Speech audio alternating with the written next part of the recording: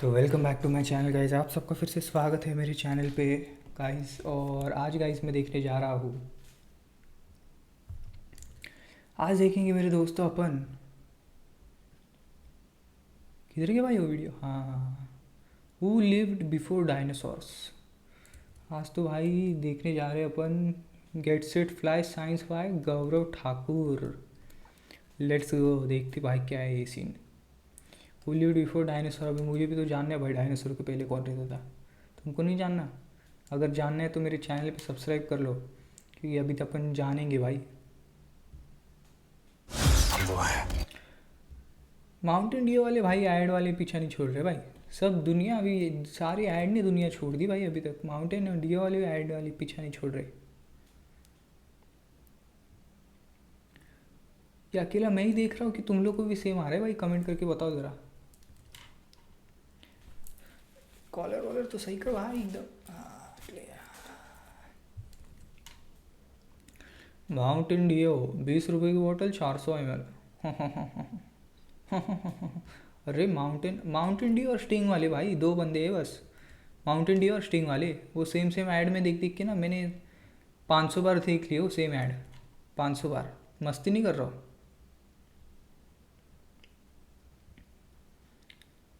दूसरा अभी यूट्यूब दूसरा तो ऐड दिखा देती भाई, दूसरा ऐड दिखा देते थे तो क्या मज़ा आता था। डॉक्टर एंड्रयू रोजफेल्ट के हाथ एक स्कॉर्पियन का फॉसिल लगा। नहीं कोई भाई ये तो कुछ तो क्रेजी बता रहा है भाई सिस्टम। जो थोड़ा सा आवाज़ कम करता हूँ।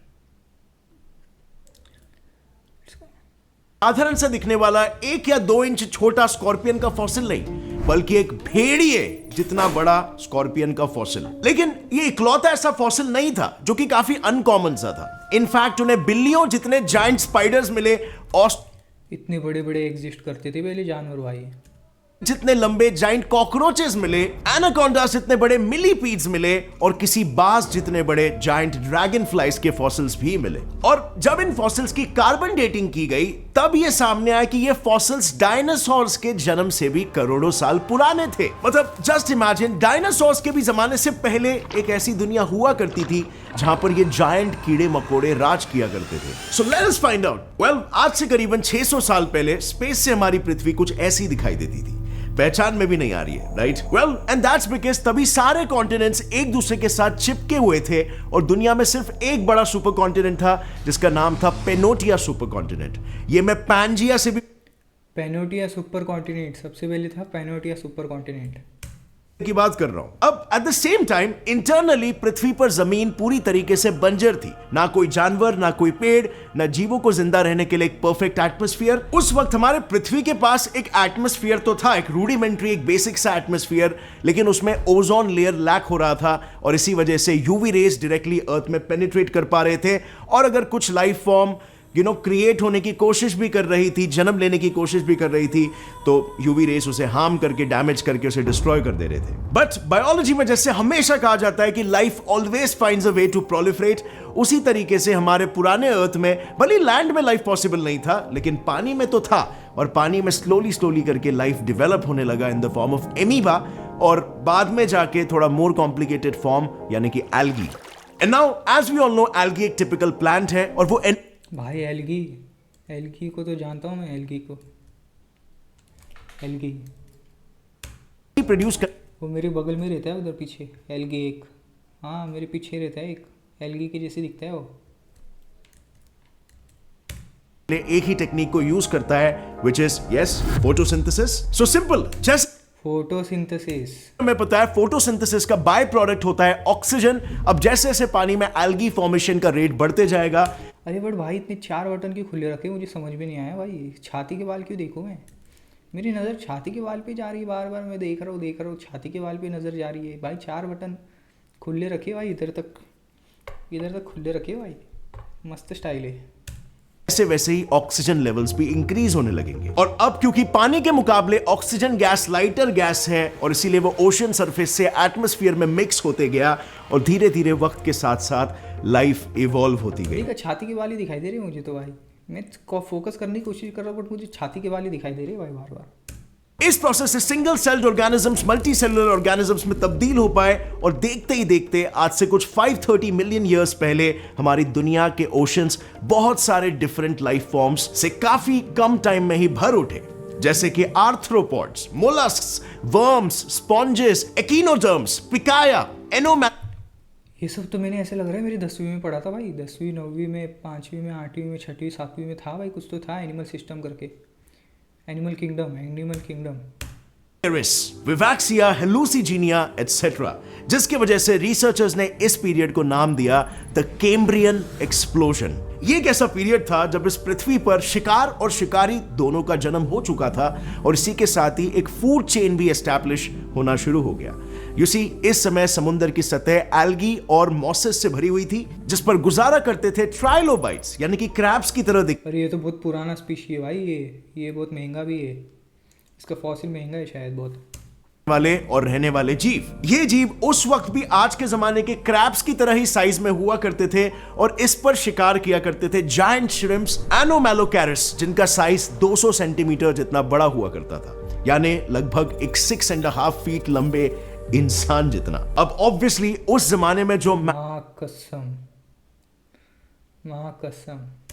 फिजिकल बायोडाइवर्सिटी अपीयर करी थी, that was not here to stay permanently. In fact, इस पूरे ब्रह्मांड का जो कोर प्रिंसिपल है, जो फंडामेंटल प्रिंसिपल है, that is nothing but evolution. Evolution आपको हर जगह पे दिखेगा, बायोलॉजी में भी, केमिस्ट्री में भी, फिजिक्स में भी, हर जगह पर चीजें इवॉल्व होती है, because motion and time is everywhere in this universe, right? अब फ्रेंड्स, वीडियो में आगे बढ़ने से पहले मैं आपको मिलाना चाहूंगा मेरे सब्सक्राइबर के साथ जो हमें मिलने आए थे, और एक बहुत ही एक्साइटिंग गुड न्यूज है जो वो हमारे साथ शेयर करने वाले हैं। बट ये स्टाइल मुझे बहुत डेंजर लग रहा है भाई, 10 मिलियन भाई सब्सक्राइबर्स भाई, अच्छा बुरा मत बोल भाई इनके बारे में, पर भाई ये स्टाइल मैंने आज फर्स्ट टाइम नोटिस किया यार। मैंने वीडियो इनकी पहले भी देखी है, बट आज मैंने फर्स्ट टाइम ये स्टाइल नोटिस किया।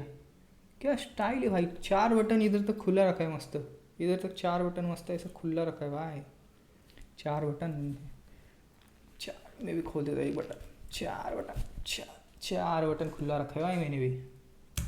Hello everyone, I am Anshif Tajuddin. मैं आपका एक रेगुलर सब्सक्राइबर हूँ। I am a graduate in bachelors of engineering in electronic. अरे भाई ये देने लग गया भाई डायरेक्ट इंट्रोडक्शन।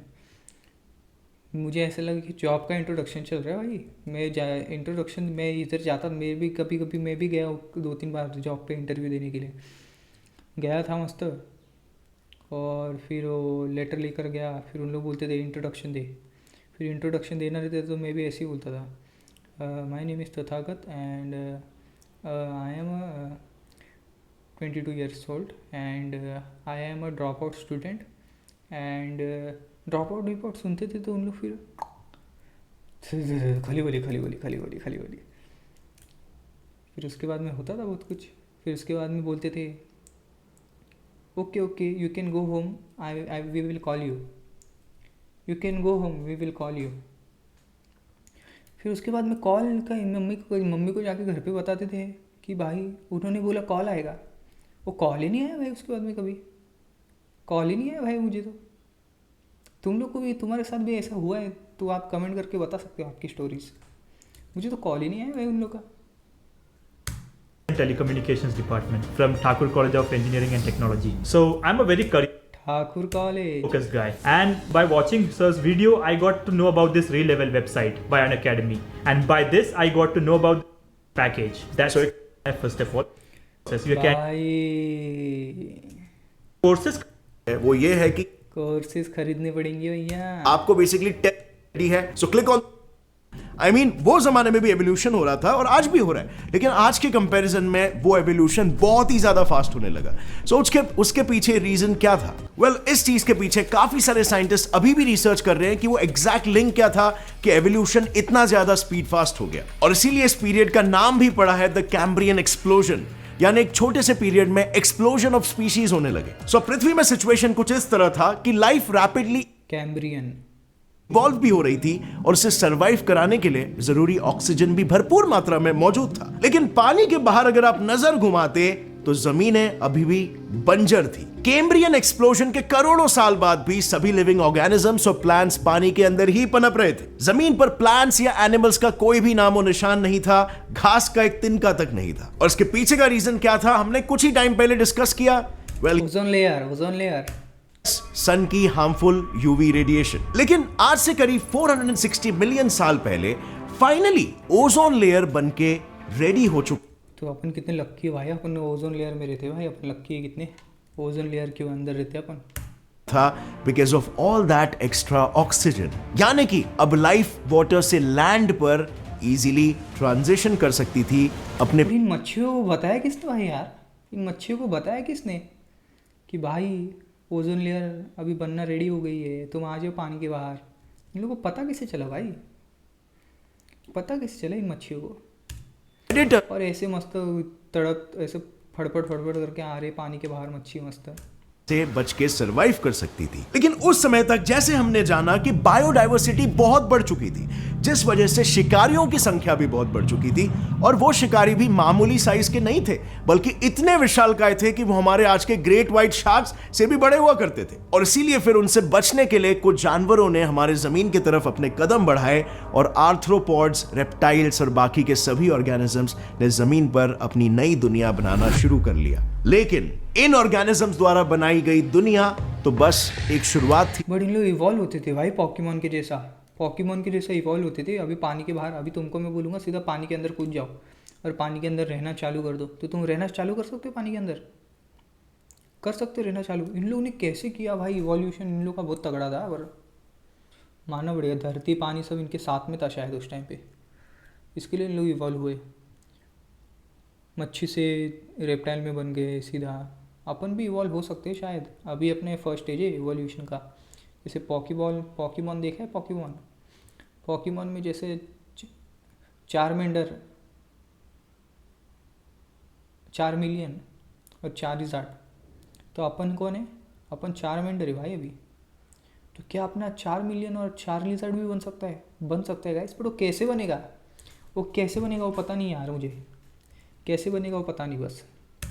क्योंकि आने वाले कुछ ही सालों में वक्त के साथ इस दुनिया का नक्शा ही बदलने वाला। और वही मच्छी डायनासोर बन गए। जैसे ही लाइफ ने जमीन पर कदम रखा, मानो वो जैसे दौड़ने ही लगे। एल्गी जैसी सिंगल सेलुलर बीइंग्स फंगस में तब्दील हो गए, फंगस से छोटे प्लांट्स और छोटे प्लांट से 100 फीट लंबे पेड़ों में इवॉल्व हो गए। और बस फिर क्या था, पूरे पृथ्वी पर एक घना बड़ा सा ट्रॉपिकल जंगल खड़ा हो गया, जो बहुत हद तक आज के फॉरेस्ट की तरह ही दिखता था। इस पीरियड को रिसर्चर्स ने नाम दिया द कार्बोनिफेरस पीरियड। अब इस पीरियड का नाम सुन के अगर आपको यह लग रहा होगा कि it is somehow related to carbon, well then you are right. See, इस समय तक ट्रीज और प्लांट लाइफ फॉर्म हो चुकी थी, पर जैसे हम सब जानते हैं, अगर कोई भी चीज जन्म लेती है तो उसका अंत होना भी तय होता है। और वैसे ही ट्रीज तो बढ़ रहे थे, पर एक समय के बाद वो मर भी रहे थे। लेकिन बस प्रॉब्लम ये थी कि इन ट्रीज के मरने के बाद उन्हें डिकम्पोज करने वाले बैक्टीरिया अभी तक इवॉल्व ही नहीं हुए थे। अरे भाई साहब, क्या चीज बता रहे भाई, ये तो खतरनाक चीज बता रहे भाई। इसकी वजह से इन मरे हुए पेड़ों पर वक्त के साथ मिट्टी की परत जमा होती गई और पेड़ जमीन के और नीचे नीचे धंसते गए। और फिर जितने वो नीचे धंसते गए, टेम्परेचर और प्रेशर बढ़ता गया। और कई सालों के हाई प्रेशर और टेम्परेचर्स के बाद ये ट्रीज कोल में कन्वर्ट हो गए। यस भाई, कोल का फॉर्मेशन ऐसे हुआ था भाई। अभी मेरे को कोई पूछे बस साइंस के बारे में, मैं उसको पूछूंगा। अभी बस साइंस के बारे में कोई मुझे पूछे, मैं उसकी धजिया उड़ा दूंगा भाई। मैं उसको डायरेक्ट पूछूंगा, कोल कैसे बना था बता। डायरेक्ट पूछूंगा मैं, और कुछ सवाल नहीं पूछूंगा, डायरेक्ट कोल कैसे बना था बता। बेसिकली आज हम जिस कोल की मदद से एनर्जी जनरेट करते हैं, वो इस पीरियड में, मतलब आज से 358 मिलियन साल पहले मरे हुए पेड़ों के फॉसिल्स हैं। और सैडली डेंजर सीन है भाई बहुत। इस फ्यूल को भी ऑलमोस्ट खत्म ही कर चुके हैं। पर इंसानों ने तो फ्यूल खत्म कर दिया भाई, इंसानों को कुछ नहीं बोल सकते भाई। इनमें से कुछ पेड़ कोल में कन्वर्ट हुए ही नहीं, और उनके फॉसिल्स रिसर्चर्स के हाथ लगे, जिन्हें स्टडी करने के बाद यह सामने आया कि करोड़ों साल पहले मिले हुए फॉसिल्स आज के ट्री से काफी हद तक मिलते जुलते हैं, सिवाय एक चीज के। ट्री ट्रंक्स में दिखाई देने वाली रिंग्स। बेसिकली अगर आपने कभी वुड का क्रॉस सेक्शन व्यू किया होगा तो उसमें कई सारे रिंग्स आपको दिखाई देते हैं कुछ इस तरह, जिनकी मदद से उस पर्टिकुलर जगह के क्लाइमेट का अंदाजा लगाया जा सकता है। मतलब जैसे ट्रीज का ग्रोथ रेट बढ़ते जाता है उनके रिंग्स भी बढ़ते जाते हैं। सो ऑब्जर्वेशन के अनुसार ऐसा पाया गया कि अक्सर अगर ट्री रिंग्स वाइडर होते हैं तो उस रीजन का क्लाइमेट वार्म और वेट होता है, और अगर फाइन ट्री रिंग्स होते हैं तो क्लाइमेट कोल्ड एंड ड्राई होता है। पर हमें मिले हुए फॉसिल्स में कोई रिंग स्ट्रक्चर था ही नहीं। सो इसका मतलब यह होता है कि उस रीजन में सिर्फ एक ही सीजन था, लेकिन फिर भी इस कॉन्स्टेंटली ह्यूमिड ट्रॉपिकल एनवायरनमेंट में कई सारे एनिमल्स अपना घर बना रहे थे। एक्चुअली अगर टेक्निकली देखा जाए तो इन्हें एनिमल्स बोलना थोड़ा सा गलत होगा, क्योंकि उनका सिर्फ साइज एनिमल्स इतना बड़ा था, लेकिन वो तो साधारण से इंसेक्ट्स थे। पर अब क्योंकि इनका साइज ही इतना कीड़े थे भाई, कीड़े विशाल था, और इसी वजह से उस दौरान दुनिया पर इन्हीं का ही राज था। अब एग्जाम्पल के तौर पर इस मिलीपीड को ही ले लो। पिक्चर में भले ये छोटा दिख रहा होगा, लेकिन इसका साइज एक घोड़े जितना बड़ा हुआ करता था। भाई साहब, डेंजर सीन है भाई वो तो। नॉट ओनली दिस, उस समय के giant dragonflies known as Meganeura, amphibians और वर्ट। किंग कॉन्ग पिक्चर देखा है? किंग कॉन्ग पिक्चर में भी दिखाया भाई उन लोग ने, यहाँ से ही कॉन्सेप्ट था लगता है वो। का शिकार किया करते थे। इनफैक्ट वो उस समय के दूसरे छोटे इंसेक्ट्स को भी अपना शिकार बनाते थे, और इनका साइज और वजन भी एक कौवे जितना बड़ा हुआ करता था। अब क्योंकि इनके पहले हमें कोई जानवर नहीं मिला जो उड़ सकता था, तो ऐसा एज्यूम किया जाता है कि शायद कि यही वो सबसे पहले जीव हुआ करते थे जो उड़ सकते थे। और अब मैंने शायद इसीलिए यूज किया क्योंकि अभी भी डिस्कवरीज जारी है, यानी हो सकता है इसके पहले भी उड़ने वाले जीव मौजूद हुआ करते थे जो अभी तक हमें नहीं मिले। But Now ironically, tables have turned. आज यही ड्रैगन फ्लाइज इन एम्फिबियंस और वर्टिब्रेट्स के शिकार हुआ करते हैं। मानो जैसे देखा, कर्मा कर्म का फल कर्मा मिला उन लोग को भाई। समय का पहिया चलता है तो वक्त बदल जाता है, बट एवोल्यूशन की भाषा में इसे कहेंगे the survival of the fittest, right. और अब जैसे कि मैंने शुरू में बताया था, रिसर्चर्स को इस पीरियड के फॉसिल्स में 1 मीटर लंबे स्कॉर्पियंस का भी फॉसिल मिला है। तो यहां नेचुरल क्वेश्चन ये आता है कि ये सभी इंसेक्ट्स का साइज इतना बड़ा होने के पीछे वजह क्या थी? वेल यू सी, उनके इतने बड़े साइज के होने के पीछे की वजह थी उनका रेस्पिरेटरी सिस्टम। इंसेक्ट्स के पास हमारे जैसे लंग्स नहीं होते, और ना ही वो नाक से सांस लेते हैं। वो ब्रीदिंग के लिए उनकी स्किन का यूज करते थे। बेसिकली इन इंसेक्ट्स की स्किन पर पोर लाइक स्ट्रक्चर्स होते थे, which is known as spiracles. इसकी मदद से इंसेक्ट्स ऑक्सीजन को बॉडी के अंदर एब्जॉर्ब करते हैं। अब क्योंकि 300 मिलियन साल पहले ऑक्सीजन की मात्रा आज के मुकाबले 15% ज्यादा थी, और इसीलिए जितना ज्यादा ऑक्सीजन उतनी बड़ी स्किन, और जितना कम ऑक्सीजन उतनी छोटी स्किन। इनफैक्ट साइंटिस्टों ने जब एक कंट्रोल्ड एनवायरनमेंट में इंसेक्ट्स को आर्टिफिशियली हाई ऑक्सीजन सप्लाई, भाई मतलब ऑक्सीजन था, वो ऑक्सीजन था, वो ऑक्सीजन के वजह से इतने बड़े बड़े थे वो, जो अभी छोटे छोटे हो गए। सप्लाई देना शुरू किया, तब उन्होंने ये ऑब्जर्व किया कि उन इंसेक्ट्स की नई जनरेशन का साइज पिछली वाली से काफी ज्यादा बढ़ चुका था। पर जल्द ही इन सारे बड़े जीवों का अंत, मतलब ऑक्सीजन का लेवल फिर से बढ़ जाएगा तो फिर से इंसेक्ट बड़े बड़े हो जाएंगे भाई साहब। नजदीक था, क्योंकि अर्थ रेडी हो चुका था अपने सबसे बड़े मैस एक्सटिंक्शन के लिए, which is Permian mass extinction. पृथ्वी पर टेक्टोनिक प्लेट्स की पर्मियन पीरियड की वजह से जगह जगहों पर वोल्केनिक इरप्शंस होने लगे, और वोल्केनो से निकला सल्फ्यूरिक गैस एटमॉस्फेयर में घुलने लगा, जिससे कि पूरी दुनिया पर सल्फ्यूरिक एसिड की बारिश होने लगी। इसकी वजह से एटमॉस्फेयर में कार्बन का लेवल बढ़ते गया और ऑक्सीजन लेवल कम होते गए, और अब ये तबाही इतनी विशाल थी कि इसमें दुनिया के 95% ऑर्गेनिजम्स विलुप्त हो गए। दुनिया फिर एक बार मानो बंजर सी हो गई, और जितने भी जीव बचे थे वो समय के साथ साथ एटमॉस्फेयर में ऑक्सीजन की मात्रा। पर ये गाइस धरती का तो रूल ही है, मुझे ऐसा लगता है भाई। धरती का जो ऊपर का लेयर होता है, ऊपर का लेयर गाइस, वो तो लेयर चेंज होता है हमेशा, पता है आपको, चेंज होता है। धरती का रूल है शायद वो। जो भी इस धरती पे जन्म लेते हैं गाइस, उन लोग को कभी ना कभी पेरिश होना ही है। क्रेजी नहीं लगा आपको?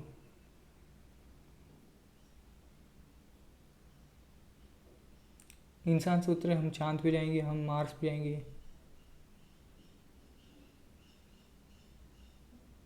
मार्स में जाएंगे, सिविलाइजेशन बनाएंगे, डिस्ट्रिक्ट